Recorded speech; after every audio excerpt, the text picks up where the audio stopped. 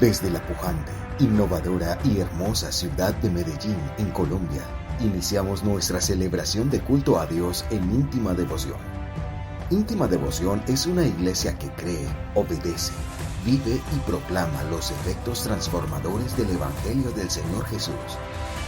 Esta es una transmisión simultánea por nuestro canal de YouTube, Facebook e Íntima Devoción Radio.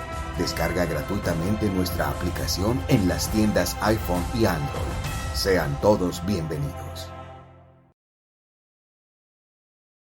Santo Evangelio según San Mateo, capítulo 1. ¿Lo tienen? Vamos a leer el verso 1, por favor. Leámoslo a la voz de 3 en el nombre de Jesús. A la 1, a las 2 y a las 3. Tabla genealógica de Jesucristo, hijo de David, hijo de Abraham. El origen de Jesús. Quiero hablarles, si es la voluntad del Señor, durante algunos meses del Santo Evangelio según San Mateo. Y quisiera animarlos a todos, los que están acá y los que nos están viendo a esta hora por nuestro canal y nos están escuchando por la emisora, que pudieran tener un cuaderno de apuntes y que tomaran nota. He aprendido una frase que he compartido con ustedes: el que escribe aprende más. Y hace algunos días, el domingo pasado, para ser más exacto, terminamos el libro de Nehemías. Y yo venía hace algunos días rogándole al Señor: Señor, ¿a dónde debemos dirigirnos ahora? Y todo el tiempo el Señor me estaba indicando que debíamos venir al Evangelio según San Mateo. Pero esta semana, mientras cargaba mi pequeña Victoria y ella intentaba dormirse, fue inevitable para mí dirigir mi mente hacia el origen de las cosas y en este caso particular hacia el origen de ella. Así que empecé a pensar cómo conocí a la familia de mi esposa, cómo conocí a mi esposa, cómo empecé a recordar cómo fue que nos hicimos novios, cómo empezó esa etapa de enamoramiento, cómo fue en un instante, cómo yo la tenía ella tan cerca y no me había percatado de lo que Dios estaba diciendo. Pero mientras eso ocurría, pues entonces empecé a ver sus manitos, a ver los pies, su piel, su cabellito con tendencia al rubio, sus deditos, sus uñitas, sus orejitas y en general todo lo que alcanzaba a ver con mis ojos. Y todo eso me hacía estremecer en cuanto a que ella es mi hija, por supuesto de mi esposa también. Pero mientras pensaba en esto, pensaba también en el Señor Jesús. Trataba de imaginarme lo que yo hubiese sentido si, por asunto de Dios, hubiese podido ver cuando Él nació, y me imaginaba y trataba de pensar qué hubiese sentido yo si hubiese cargado a Jesús recién nacido o siendo un niño. Por supuesto, todo lo que pensaba en relación a mi hija trataba de trasladarlo a esa realidad. Jesús nació y nació como un niño, pero yo me preguntaba, ¿qué habré sentido si hubiese tenido la oportunidad de cargar a Jesús mientras era un bebé? Pensaba en lo que Victoria tiene hoy día, pero tal vez en lo que nuestro Señor no tuvo. Pensaba que Victoria tiene una cunita y una cama, pero el Señor Jesús dijo de sí mismo que ni siquiera tenía dónde recostar su cabeza. Ahora Victoria ha empezado la alimentación complementaria, así que en cada comida tenemos que darle vegetal, fruta, proteína, cereal y una grasa. Y eso ocurre todos los días al desayuno, al almuerzo y a la cena. Pero me preguntaba entonces, ¿cómo habrá sido la alimentación del Señor Jesús? ¿Tenía suficiente leche materna? José y María tenían frutas, verduras y todo lo que una alimentación complementaria requiere para el desarrollo sano de un bebé. Me preguntaba, ¿cuántas prendas de vestir tuvo el Señor Jesús en su primera infancia? Me preguntaba, ¿cómo eran sus pañales? ¿Cuántos pañales tendría? Algunas veces cuando algo está terminando en casa, uno como papá siente una revolturita en el estómago cuando la mamá del bebé le dice a uno, mi amor, se está acabando la crema. Y uno mira su presupuesto y sabe que detrás de la crema hay otras cosas, pañitos, pañales, leche. Digamos que estaba pensando en esas cosas que uno como padre sabe que un bebé necesita. Pero luego de pensar en esas cosas, tuve que dirigir mi mente y mi corazón a la adoración a Dios y empecé a alabarle y adorarle por todo lo que Él ha hecho para nuestra salvación. Sin duda alguna, jamás podremos entender cada detalle de lo que Dios ha hecho para nuestra salvación por varias razones. En primer lugar, porque nuestra mente tiene límites. Y en segundo lugar, porque solo en mi fe cotidiana voy asimilando situaciones con el hecho de la vida de Jesús el Señor y solo cuando las empiezo a comprender, empiezo a dar gracias a Dios por lo que Él ha hecho. ¿Se ha dado cuenta que a medida que más profundizamos en el conocimiento del Señor, empezamos a adorarlo con una manera que contiene mayor gratitud? Pero en tercer lugar, creo que jamás podré comprender las circunstancias históricas y las situaciones en que el Señor Jesús desarrolló su ministerio terrenal. Hoy Victoria, por ejemplo, tiene varios teteritos. ¿Cuántos teteritos tendría el Señor Jesús? Hoy nos dan fórmulas médicas para darle cereal. ¿Qué cereal comía el Señor?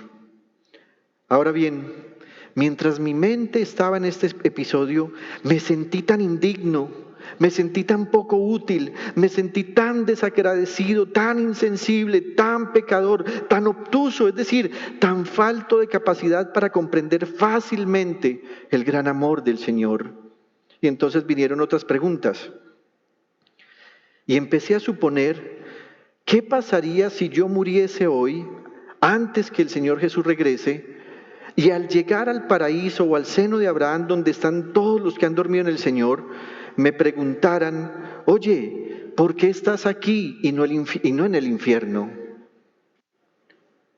¿Qué respondería si alguien en el cielo o en el paraíso me preguntara, ¿cómo llegaste hasta acá? ¿Cómo obtuviste la salvación? Así que, mientras pensaba eso, también meditaba que si mientras estoy aquí en vida, pienso que mis respuestas deberían hablar bien de mí, de tal forma que yo contestara ya, mira, estoy aquí en el paraíso y no en el infierno porque lo merezco, porque fui buen hijo, porque fui buen hermano, buen esposo, buen padre, buen pastor, buen ciudadano. Y si digo que llegué allá porque iba a la iglesia toda la semana, leía la Biblia todos los días, oraba, sanaba enfermos, discipulaba, compartía mi tiempo con otros, y si además respondo que yo obtuve la salvación porque diezmaba, ofrendaba, trabajaba en la obra, predicaba, entonces estas respuestas demostrarán que no tengo ni la más mínima idea de lo que se trata el mensaje del Evangelio. No tengo ni la más mínima idea de lo que se trata el mensaje de la cruz del Señor Jesús.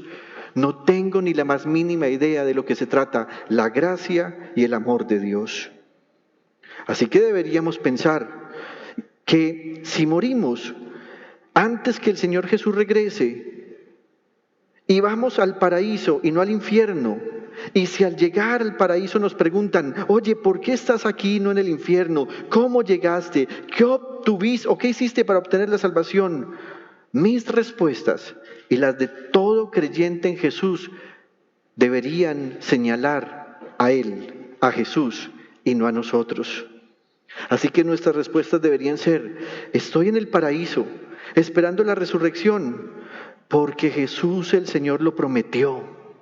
Estoy acá por Él y no por mí. Llegué acá por el sacrificio de Jesús y no por ningún esfuerzo mío.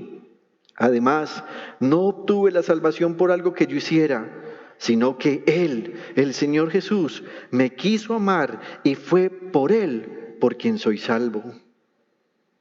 Tantas veces nos alabamos a nosotros y perdemos de vista que toda honra, todo reconocimiento, toda adoración, toda alabanza y el motivo de nuestra vida de fe en todo su conjunto no es por nosotros, es por Jesús el Señor. Es por esto que me gustaría durante algunas semanas y tal vez meses que usted y yo podamos estudiar el Evangelio según San Mateo, porque seguramente al finalizar el mensaje de este Evangelio habrá adquirido un mayor nivel de importancia para usted y para mí. Algunas veces me preocupa y veo con mucha tristeza que nuestros creyentes no están leyendo la Biblia, que la gente en general escoge otros libros que explican algunos argumentos de la Biblia, pero no la Biblia.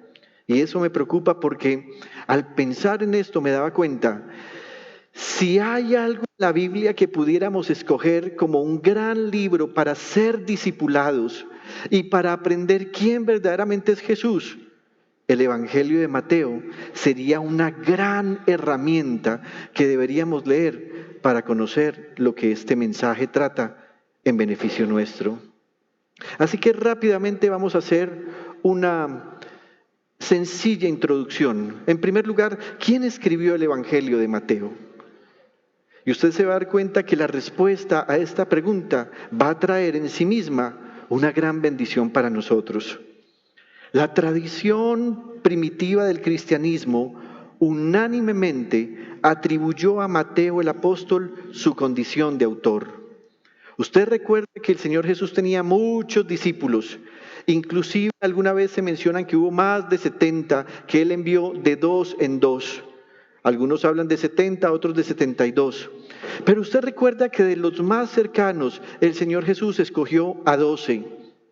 Allí estaban Pedro, Juan, Natanael, Felipe, Andrés, pero también había uno llamado Mateo.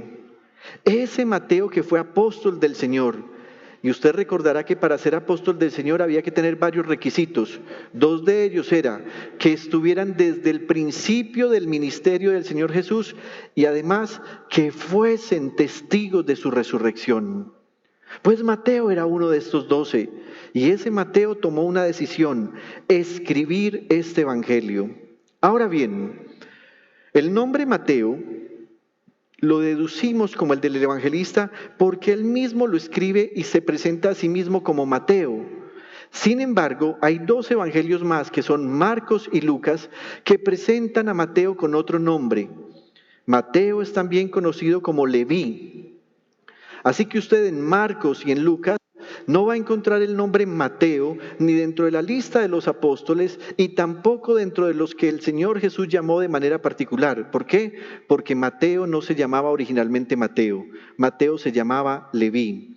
Sin embargo, la Biblia nos va a mostrar que Mateo se va a llamar a sí mismo, no Leví, sino Mateo. En el capítulo 9, versículos 1 y luego saltamos al 9, la Biblia dice lo siguiente: subió Jesús a una barca, cruzó al otro lado y llegó a su propio pueblo. Su propio pueblo era Capernaum. Cuando el Señor Jesús inició su ministerio, Él decidió irse a una ciudad costera que se llamaba Capernaum. Así que cada vez que usted encuentre en la Biblia, llegó a su propio pueblo, no está hablando de Belén, no está hablando de Nazaret, está hablando de Capernaum. ¿Por qué? Porque Él decidió hacer de Capernaum su centro de operaciones. Es el lugar donde Él residía. Jesús residía allí. Así que Él iba, hacía sus campañas, hablaba, predicaba, sanaba a los enfermos, pero cada cierto tiempo volvía a su ciudad y ahí estaba su casa. Y resulta que en esa ciudad que el Señor Jesús escogió como su propia casa, pues estaba Mateo. Versículo 9. Al irse de allí, Jesús vio a un hombre llamado Mateo sentado a la mesa de recaudación de impuestos.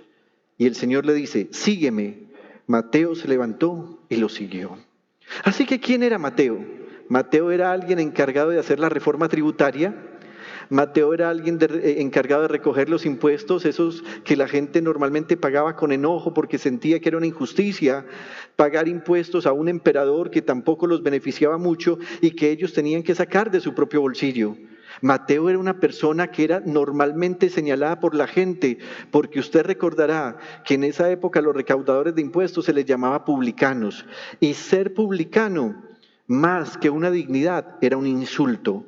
La gente los tenía a ellos y a las rameras como los peores pecadores. Un día Jesús está caminando por la ciudad y ve que hay un lugar donde la gente va y paga los impuestos. mira a Mateo, y el evangelista mismo dice que simplemente Jesús lo vio allí sentado recogiendo impuestos y le dijo, sígueme. Y más impresionante además me parece la respuesta de Mateo. Dice, Mateo se levantó y lo siguió. Algo especial ocurrió en ese llamado. Ahora bien, rápidamente para que miremos esto a manera de cultura general, miremos que ese mismo episodio, tanto Marcos como Lucas lo referencian a un hombre llamado Leví, que ya dijimos es el mismo Mateo. Marcos capítulo 2, versículo 14 dice, al pasar vio a Leví, hijo de Alfeo, o sea, el papá se llamaba Alfeo, donde éste cobraba impuestos. Sígueme, le dijo Jesús, y Leví se levantó y lo siguió. Vámonos a Lucas. En el capítulo 5, versículos 27 al 29 dice, después de esto salió Jesús y se fijó en un recaudador de impuestos llamado Leví, sentado a la mesa donde cobraba. Sígueme, le dijo Jesús. Y Leví se levantó, y aquí agregan algo más, lo dejó todo y lo siguió. Los anteriores evangelistas, o sea, el mismo Mateo y Marcos, también dicen lo siguiente, luego Leví le ofreció a Jesús un gran banquete en su casa y había allí un grupo numeroso de recaudadores de impuestos y otras personas que estaban comiendo con ellos. Así que Jesús lo llama, Leví se levanta, sigue al Señor, pero además dice, Señor, me gustaría tenerte en mi casa. Y los evangelistas dicen que hizo un gran banquete. No fue una comida sencillita, Señor, vení, ¿qué te ofrezco? Y que el Señor le respondió, no, cualquier cosita sencillita, tenés arepita con quesito, dame eso. No, Leví dijo, quiero darte lo mejor, Señor. Este llamado que me has hecho ha ocasionado en mí algo importante. Esto me está trayendo una motivación diferente. Y dice que le preparó un gran banquete, pero además tenía invitados. ¿Quiénes? Otros recaudadores de impuestos. ¿Perdón? Los de su gremio, claro. ¿Qué dijo Leví? El Señor me ha llamado y algo especial está pasando en mí y quiero compartirle a mis amigos cercanos. Usted podrá leer en su casa que también había otros religiosos allí que empiezan a criticar y a decir, ve a Jesús, dice que el Salvador, dice que el que vino a cambiar el mundo y sentado con los pecadores. Y eso hizo que Jesús respondiera una cosa. Mire, el Hijo del Hombre no vino a salvar a los salvos, sino a los pecadores. Y dice, porque no son los sanos los que necesitan médico, sino los enfermos. De ahí viene esa expresión del Señor Jesús. Ahora bien, al tratar de saber por qué los evangelistas presentan a Leví con un nombre distinto al que él mismo se presenta, tenemos que ser claros en que no se está refiriendo la Biblia a dos personas diferentes. La Biblia dice que el nombre verdadero de este Mateo era Leví. Pero usted observará que la Biblia entera nos muestra episodios en los que Dios le cambia el nombre a las personas. Por ejemplo, Abraham, antes de ser Abraham, se llamaba Abraham, cortico, Abraham. Ese Abraham en hebreo es como si le hubiesen agregado un suspiro. A la esposa de Abraham que se llamaba Sarai, Dios dice no se llamará más Sarai, sino que se llamará Sara.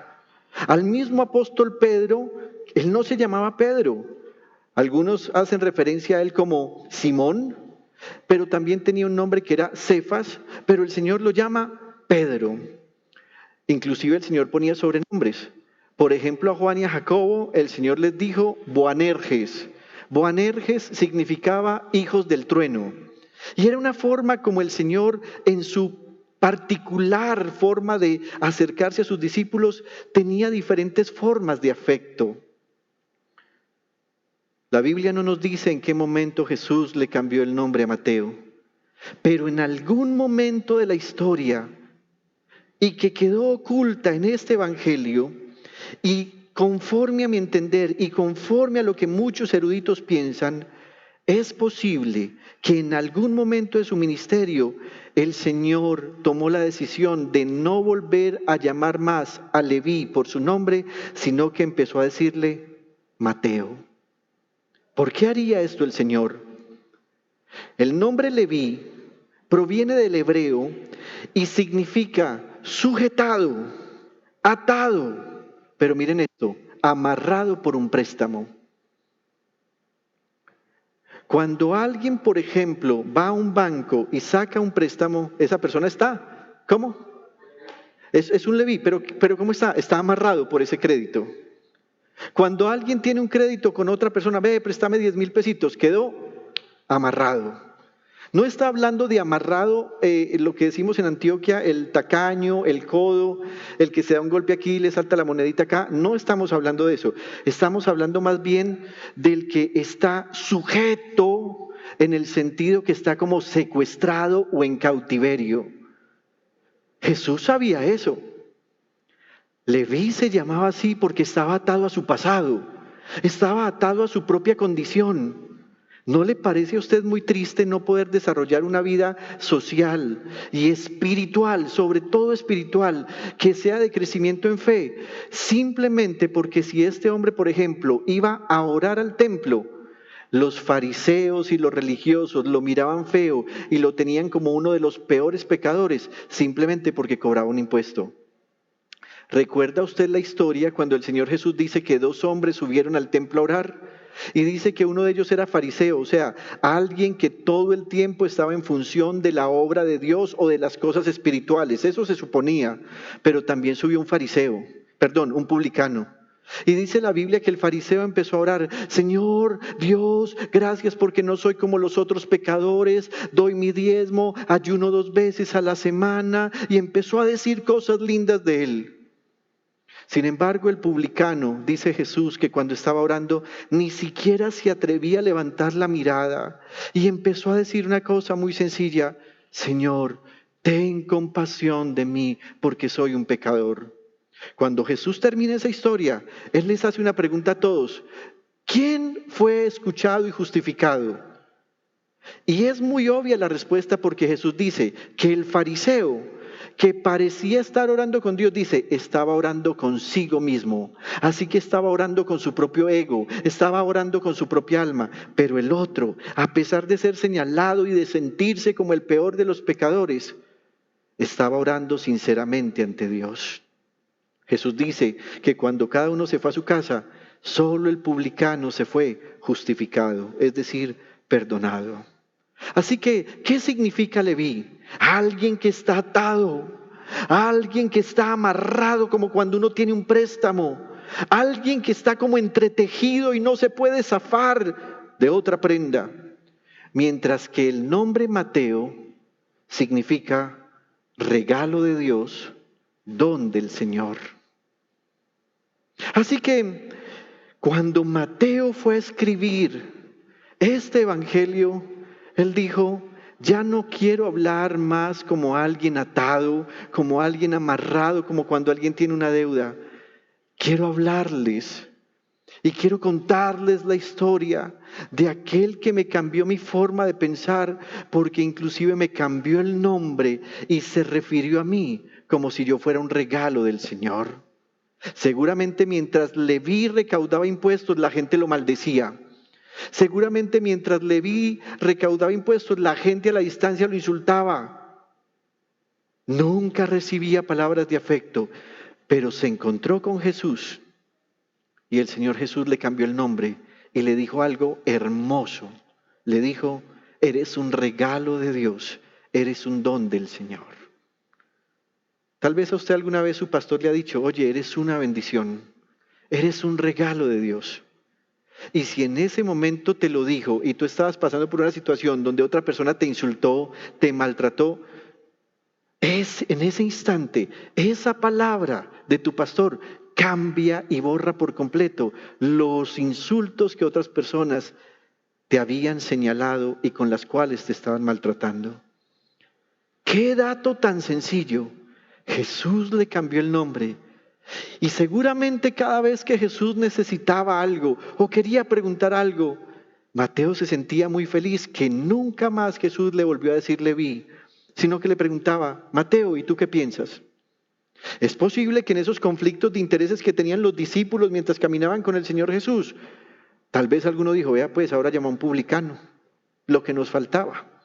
¿No pudo haber escogido algo mejor? Sin embargo, Jesús nunca le dijo: ¡hey, ex publicano!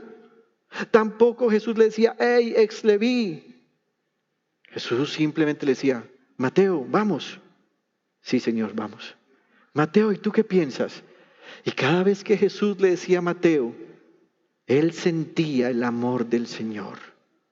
Así las cosas, Mateo tomó una decisión y él dijo, de hoy en adelante, cada vez que firme un documento, cada vez que me presente a otras personas, cada vez que hable con otras personas, simplemente usaré el nombre que Jesús me puso. Y prefirió usar el nombre Mateo. Este Mateo se da cuenta que su propia vida es un regalo de Dios y decide escribir este evangelio por una razón. Jesús murió, Jesús resucitó y Jesús se fue.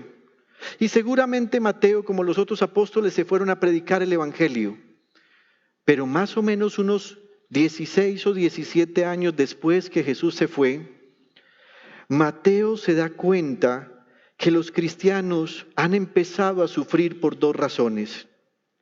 La primera razón es porque hay una serie de ideologías que empiezan a resonar en el imperio romano y que atentan contra la fe de los creyentes por medio de promesas de libertades pecaminosas que hacían que la gente olvidara el evangelio.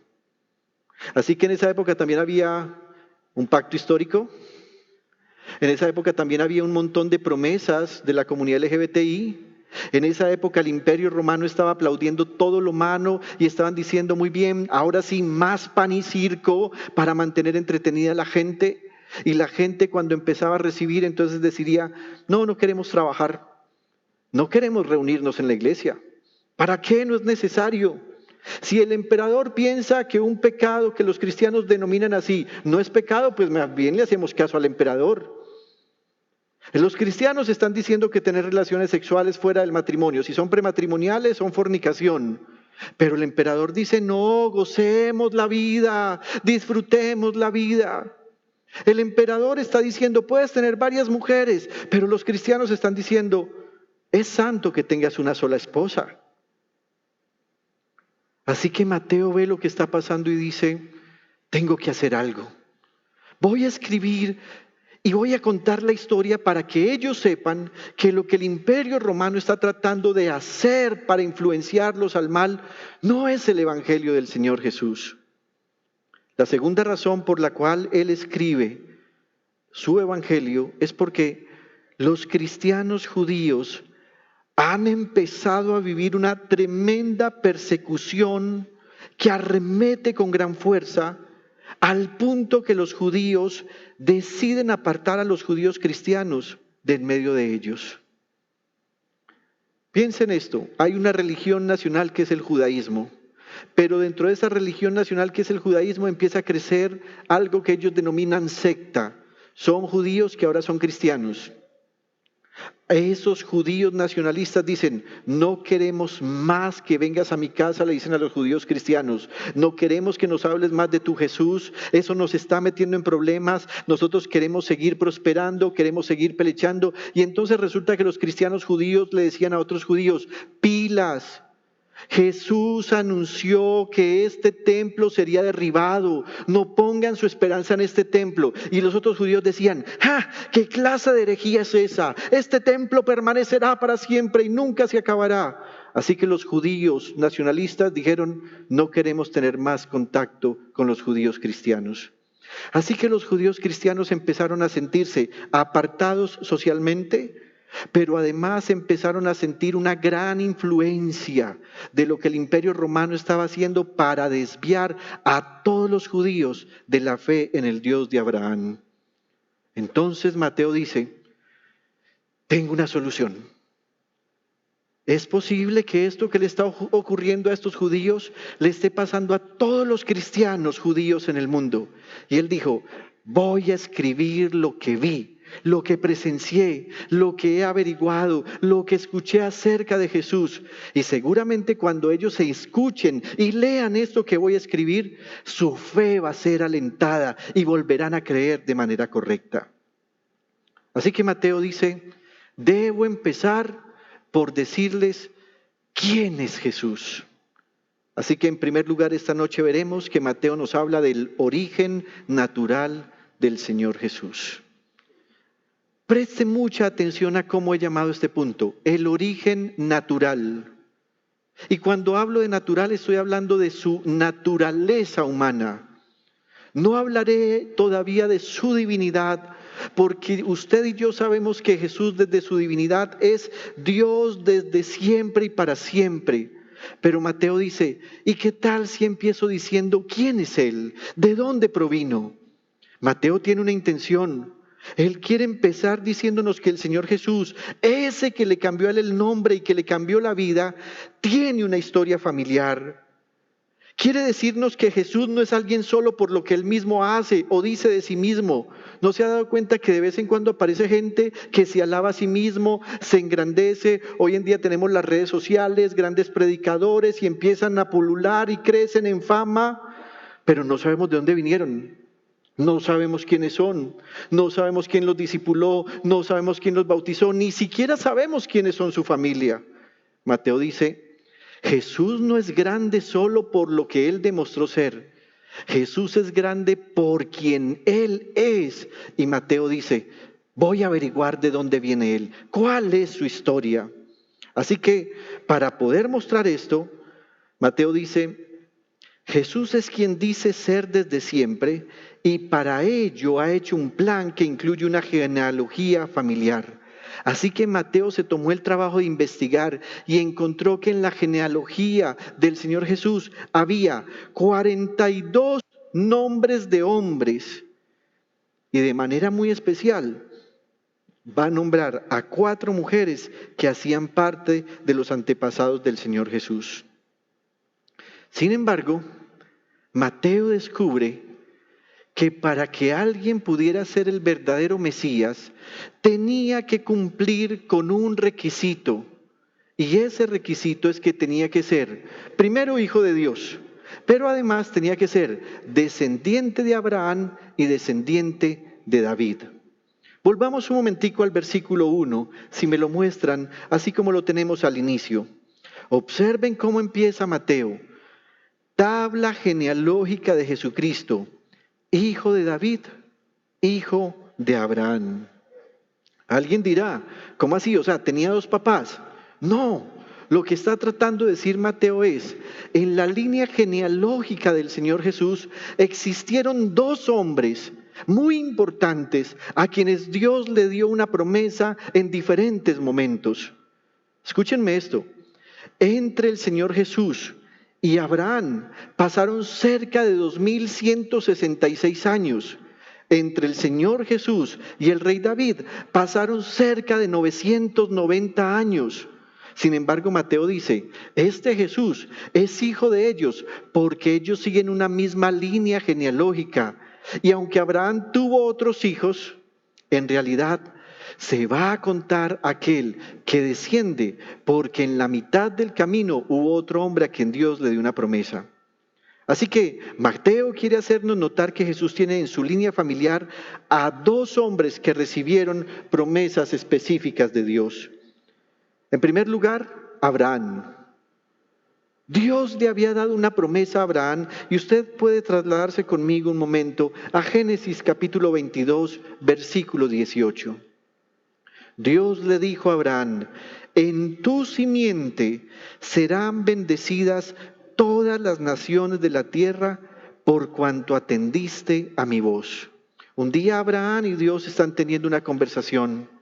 Y cuando Dios le dice a Abraham, en tu simiente serán bendecidas todas las naciones o familias de la tierra, lo que Dios le estaba diciendo a Abraham es, ¿sabes qué, Abraham?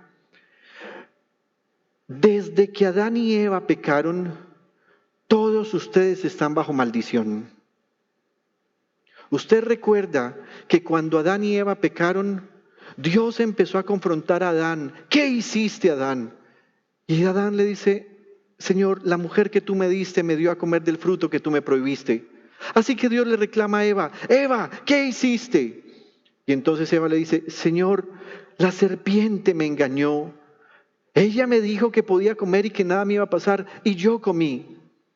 Así que Dios empieza a maldecir. ¿Se acuerda cómo fue la maldición a la serpiente? Le dijo, a partir de hoy te arrastrarás sobre tu vientre. Pondré enemistad entre ti Y entre el hijo de la mujer estaba haciendo Dios desde esa época un señalamiento a que Jesús nacería y bendecería y derrotaría a la serpiente antigua que es Satanás. Luego Dios maldice a Eva y le dice: Eva, a partir de hoy, cada vez que tengas hijos, se van a multiplicar los dolores en tu parto. Por eso es que a las mamás les duelen tanto los hijos, ya sea que vayan por cesárea o por parto natural, pero de ahí en adelante la vida de una mujer se vuelve en solo dolor, que no se caiga, que no se enferme, que llegue temprano, que otra persona no le contamine, que nadie le vaya a enseñar malos vicios.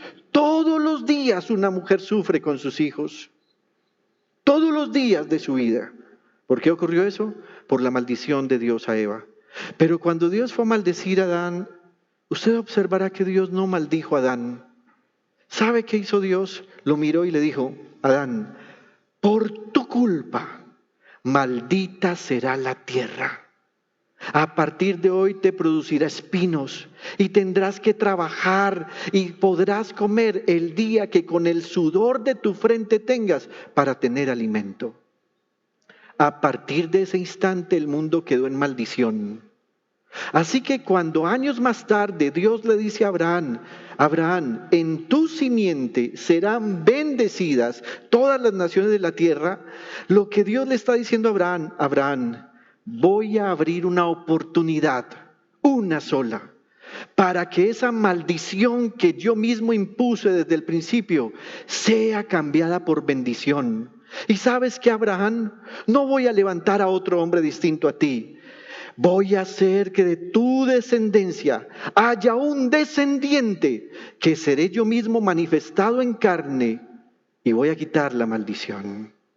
Por eso es que aquí levantamos ese cántico que tantas veces hemos dicho, recordando lo que el apóstol Pablo escribió a los Gálatas. ¿Qué escribió Pablo a los Gálatas antes de mencionar el canto? En el capítulo 3, versículo 16 dice: ahora bien, las promesas fueron hechas a Abraham y a su simiente. Atención a esto. No dice y a las simientes como si hablara de muchos, sino y a tu simiente como de uno que es Cristo. Gloria a Dios.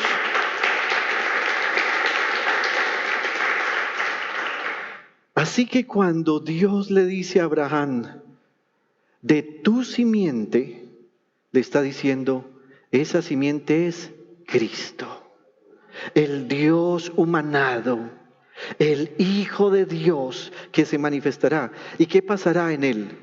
Se romperá la maldición. Por eso es que levantamos este cántico que dice: yo creo con perfecta fe en la venida del Mesías. A pesar que tarde, yo esperaré, siendo fiel, sin vergüenza y sin ningún temor, buscamos su venida. Yeshua, eres nuestra salvación. Y observe lo que cantamos: bendito aquel que viene en el nombre de Dios. Bendito aquel que viene en el nombre de Dios. Pronto Él regresará y su pueblo alabará. Bendito aquel que viene en el nombre de Dios. Paremos un minuto y me muestra la siguiente estrofa. Cuando decimos ahí bendito, no es porque la bendición salga de nosotros. Cuando decimos ahí bendito es porque la bendición de Dios se ha derramado por medio de él. Pero observe lo que cantamos en la segunda estrofa. Yo creo que el Hijo de Dios, Yeshua el Mesías, atención, es el que rompió la maldición y un camino abrió.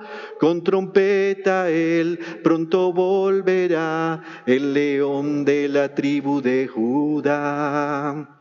Jerusalén dirá, Baruch Haba. Y repetimos el coro.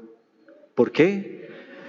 Porque no hay ninguna bendición que provenga de Dios si esa bendición no es Jesucristo mismo? La única bendición que Dios ha abierto para la humanidad se llama Jesucristo.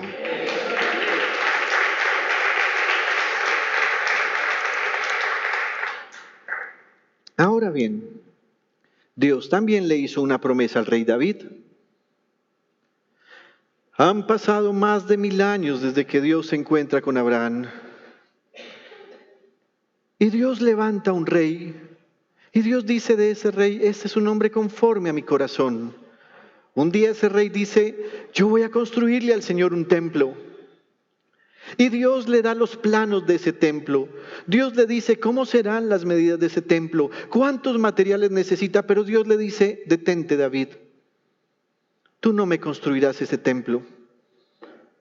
Yo no habito en templos humanos, ni en templos hechos por hombres, pero tú no me vas a construir ese templo porque tú has derramado mucha sangre. Ese templo me lo construirá uno de tus descendientes, tu hijo. Así que esa promesa se cumple en 2 partes. La primera parte es que cuando murió el rey David, su hijo Salomón construyó un templo en Jerusalén. Ya les dije, ese templo no fue ideado por ningún hombre. En el primer y segundo libro de Crónicas se nos dice que antes de morir el rey David llamó a su hijo Salomón y le dijo: ven, estos son los planos del templo que me han sido entregados por revelación. Y aquí está el oro y los materiales que durante mucho tiempo he recogido para que se construya ese templo. Salomón lo hizo. Pero además Dios estaba dando una promesa en profecía. Hay un hijo descendiente de David, que es Jesús, que ha construido un templo superior. Y ese templo no está en la tierra, ese templo está en el cielo. Y cuando Él regrese, descenderá el templo en la nueva Jerusalén. Así que, gloria a Dios. Así que observen la promesa que Dios le hace al rey David. Primer libro de Crónicas, capítulo 17, versículos 11 al 14. Cuando tu vida llegue a su fin y vayas a reunirte con tus antepasados, yo pondré en el trono a uno de tus descendientes, a uno de tus hijos, mire esto, y afirmaré su reino. Será él quien construya una casa en mi honor, y yo afirmaré su trono, y observe la profecía, para siempre. Así que no estaba hablando de Salomón, porque Salomón murió. Estaba hablando del Hijo de Dios que resucitó y jamás probará la muerte. Versículo 13. Yo seré su padre y él será mi hijo. Jamás le negaré mi amor como se lo negué a quien reinó antes que tú, o sea, a Saúl. Al contrario, para siempre lo estableceré en mi casa y en mi reino, y su trono será firme para siempre. ¿Estaba hablando de Salomón? No, estaba hablando de Jesús el Señor. Así que a Abraham Dios le promete ser el padre de todos los creyentes en Jesús el Señor, y le promete que de su simiente vendrá el Cristo. Pero a David Dios le promete que le dará un hijo suyo, que tendrá un reino que será para siempre y su reino no tendrá fin. ¿A quién señalaba Dios? Solo a Jesucristo el Señor. Luego, usted va a observar en esa línea genealógica o en esa tabla genealógica que Mateo nos nombra, que en medio de 42 nombres de hombres, hay 4 nombres de mujeres. Allí se nombran a 2 mujeres que nacieron siendo gentiles, es decir, no judías, a Rahab y a Ruth. Si usted abre un momentico su Biblia y va conmigo a los versículos 3, 5 y 6 del Evangelio según San Mateo, capítulo 1. Miren lo que va a decir Mateo en relación a la familia antepasada del Señor Jesús. Cuando lo tenga puede decir amén. Dice: Judá, padre de Fares y de Zera, y nombra la primera mujer, cuya madre fue Tamar. Fares, padre de Jezrón, Jezrón, padre de Harán, Aram padre de Aminadab, Aminadab padre de Naasón, Naasón padre de Salmón. Versículo 5. Salmón padre de Booz, cuya madre fue Rahab, segunda mujer. Booz padre de Obed, cuya madre fue Ruth, tercera mujer. Obed padre de Isaí, e Isaí padre del rey David. David fue el padre de Salomón, cuya madre había sido la esposa de Urías, o sea que se está refiriendo a Betsabé. 4 mujeres son nombradas allí. Ahora bien, ¿por qué no quiso poner el evangelista el nombre de Betsabé? Es algo que solo él sabe y de alguna manera muchos han malinterpretado esto para decir que Mateo consideró tan sucio el pecado que había cometido Betsabé que prefirió nombrarla como la esposa de Urías. Sin embargo, nos vamos a dar cuenta que esa no era la intención de Mateo. En los versículos 3, 5 y 6, como ya les dije, 4 mujeres se nombran. 2 de ellas son gentiles de nacimiento, o sea, Rahab y Ruth, y 3 de ellas tienen una mancha en sus nombres en el Antiguo Testamento. Tamar. ¿Saben qué hizo Tamar? Tamar se casó con un hijo de Judá. El muchacho murió porque a Dios no le agradó su comportamiento. Luego entonces Judá le entregó a otro hermano de ese hijo, porque en esa época si un hombre tenía varios hijos y el primero se casaba y dejaba a su viuda, entonces el segundo hijo tenía que tomarla como esposa. La Biblia dice que ese muchacho no amó a esa mujer y una de las cosas que hacía cuando tenía relaciones sexuales con ella es que derramaba el semen en el piso porque dijo: yo no voy a dejar heredero para mi hermano muerto. A Dios le desagradó su comportamiento y también murió. Y dice la Biblia que Judá tenía otro hijo, pero era muy pequeño. Y Judá dice: yo voy a tratar de embolatar a esta muchacha, yo no le voy a entregar a mi hijo porque se los entrego y se mueren. Pasó el tiempo, el muchacho ya tenía edad para casarse, Judá no le entregó el hijo a Tamar, entonces Tamar tomó una decisión. Se quitó sus vestidos negros de viuda, fue y se puso unos vestidos coloridos que normalmente usaban las prostitutas en esa época, se paró en una esquina y cuando Judá pasó le propuso: estoy disponible para ti. Judá para ese momento estaba viudo, así que estaba necesitado de muchacha. Y la vio tan colorida y seguramente tan perfumada que le dijo: ¿y cuánto cuesta el servicio? Pues un cabrito, solamente un cabrito. Y él le dice: hombre, pero ando sin dinero en el bolsillo y sin cabritos en los bolsillos. Y ella le dice: no se preocupe, venga, nos acostamos, usted me deja unas prendas y luego usted manda por ellas cuando me pague la recompensa o la paga. Efectivamente, perdón. Me deja la cédula. Efectivamente, se fueron, se acostaron y la Biblia dice que la dejó en embarazo. ¿Quién? El suegro a la nuera. Muy bien, un amigo de Judá recibe una orden de Judá, le dice: ve y paga el cabrito. El muchacho se va con la paga y empieza a preguntar: oiga, ¿dónde está la prostituta que se sienta en tal lugar? ¿Prostituta? En este pueblo jamás había una prostituta. Así que la busca y la busca, no la encuentra, nadie sabe de ella y vuelve donde su amigo y le dice: amigo, nadie sabe de ninguna prostituta. Entonces él dijo: bueno, pues que se quede con mis cosas, ¿qué más se va a hacer? Unos meses después, la gente se dio cuenta que ella estaba en embarazo y como sabían que ella era viuda y que estaba comprometida para casarse con otro hijo de Judá, empezaron a hacer el chisme y dijeron: es una adúltera. Y por adúltera tenemos que apedrearla. Sáquenla que la vamos a matar con bebé y todo. Entonces cuando la iban a matar, ella manda a decir: un momentico, el padre de mi bebé o el padre de quien tengo en este vientre es el dueño de estas cosas que me las dejó. Por favor, búsquenlo. Cuando le llega a Judá la noticia: oiga, es que ella está en embarazo no porque se haya acostado con otro. Mire, el dueño del embarazo es el dueño también de estas cosas. Y Judá dice: oh, por Dios, soy yo. Y dijo: esa mujer es más justa que yo. Así que no la apedrearon y cuando fue el momento del nacimiento se dio cuenta que no era un bebé, eran 2. Dice la Biblia que Judá jamás se volvió a acostar con ella, pero ella quedó con una mancha de pecado por mentira y por engaño porque ella no quería quedar desamparada. La otra mujer que menciona con pecado es Rahab. Muy sencillo, usted recuerda que Rahab tenía un prostíbulo, Parece ser que ella era la prostituta principal. Recuérdenme cómo se dice, la dama, la madame. Estás muy enterado, sabes mucho de estos temas.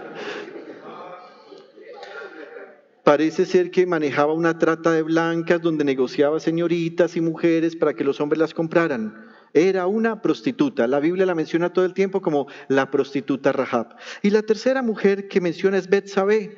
Betsabé era esposa de Urías elitita. Usted recuerda que una vez el rey David, en la época en que los reyes salen a la guerra, no quiso salir y un día se levantó después de mediodía a hacer su siesta, salió al balcón y oh por Dios, vio a una escultura andante bañándose y David la vio y empezó a sentir unas motivaciones por todo el cuerpo. La mandó llamar y se da cuenta que era esposa de otro, un capitán del ejército. El capitán sí estaba en la guerra. Se acostó con ella, la dejó en embarazo y ustedes ya conocen la historia. Luego el mismo David manda matar a ese hombre por medio de la espada de sus enemigos. Ese primer bebé muere porque Dios se enoja con el rey David. Luego, cuando pasa la mujer ese dolor y parte del duelo de su viudez, David la toma como esposa, tienen otro hijo y de ahí nace el rey Salomón. Así que la Biblia menciona a estas 4 mujeres y como ya dije, 3 de ellas con una mancha. De Ruth simplemente se dice que era moabita, pero no tiene una mancha pecaminosa, tiene una mancha por su descendencia. Este rasgo en la presente genealogía no es un rasgo que Mateo quiera pasar de largo.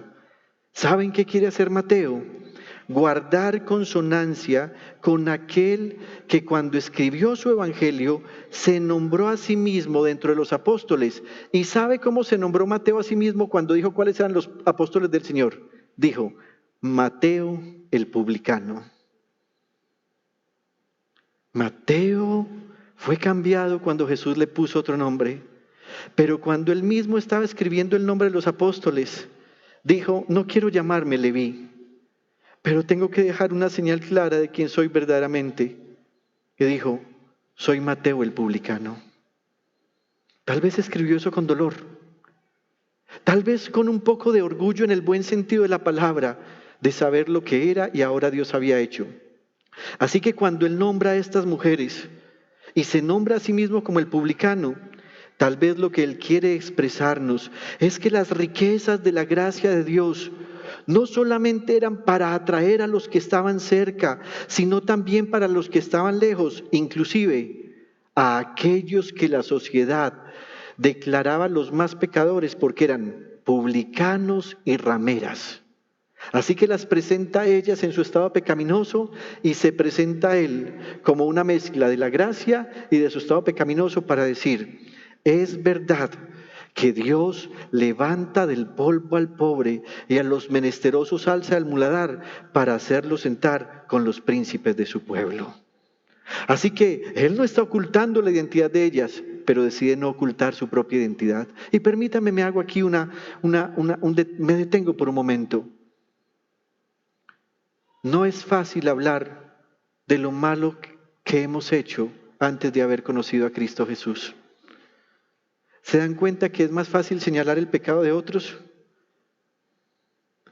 Ve, ahí entró Nicolásito, el prostituto.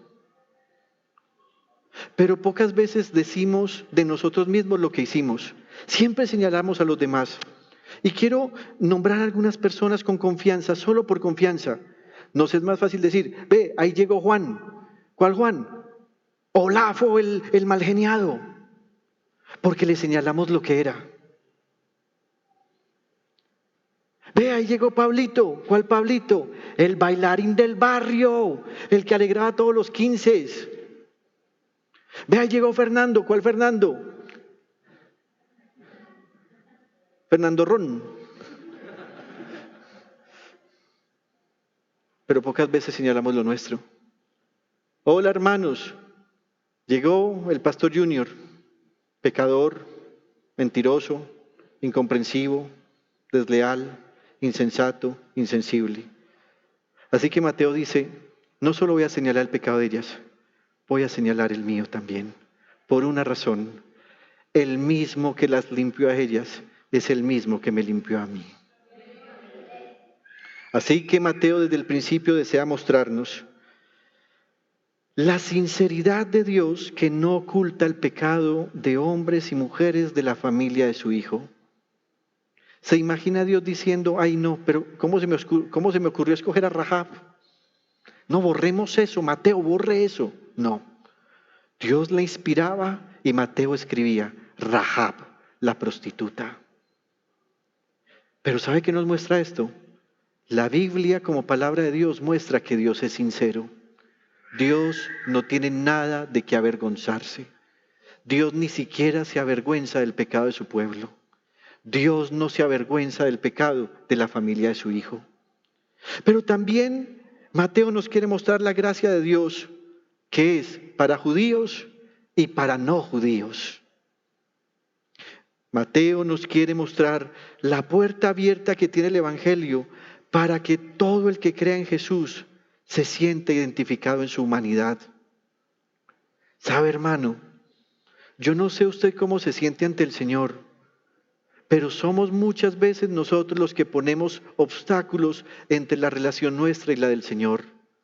El Señor nos trata con cariño, inclusive nos cambia el nombre y empieza a mirarnos de una manera que nosotros mismos nunca nos hemos mirado y nosotros le ponemos obstáculo.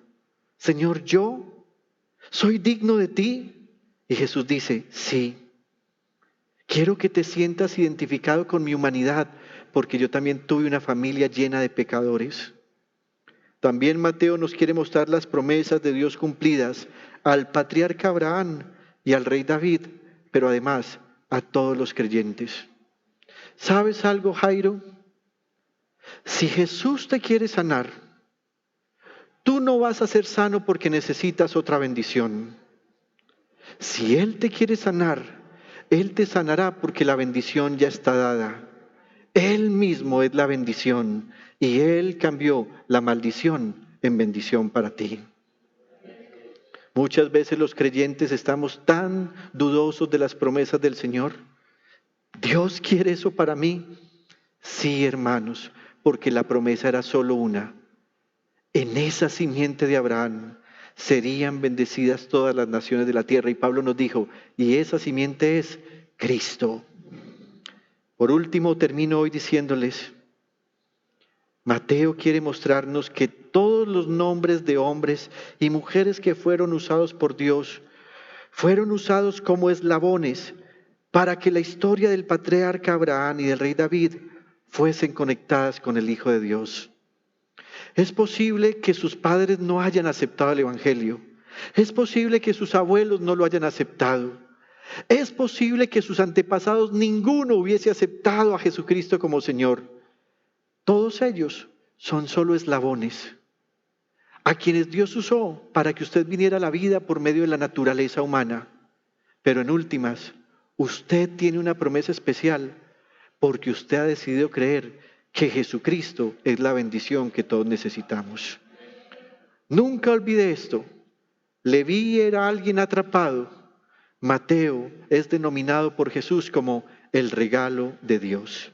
Y ese regalo de Dios se tomó tal vez meses de trabajo escribiendo este evangelio que es para nosotros una gran bendición y en sí mismo un regalo del Dios verdadero que es Jesucristo el Señor. Desde la pujante, innovadora y hermosa ciudad de Medellín, en Colombia, hemos transmitido la celebración de culto a Dios en íntima devoción. Íntima Devoción es una iglesia que cree, obedece, vive y proclama los efectos transformadores del Evangelio del Señor Jesús. Descarga gratuitamente nuestra aplicación en las tiendas de iPhone y Android y síguenos en Facebook, YouTube, Instagram y Twitter como Íntima Devoción. Hasta pronto.